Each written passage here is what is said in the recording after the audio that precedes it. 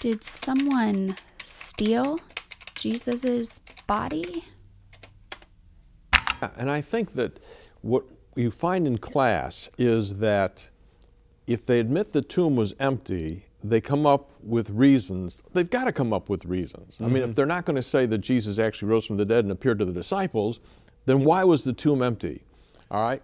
One of the popular ones is they stole the body of Jesus. What's wrong with that? Well, the simple problem is people knew where Jesus was buried. And so, you know, there have been people who've tried to propound the theory, well, he just was thrown off to the side like everybody else.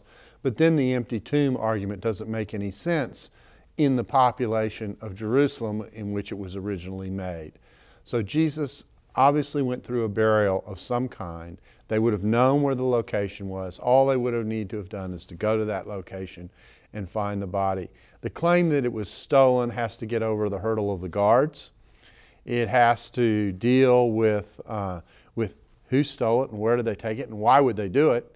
If it was the disciples who stole the body, that doesn't make sense because they die for something that, well, we stole the body. We're going to die for stealing the body and claiming that we didn't. That doesn't work. So there's just lots of problems with the idea that the body was stolen.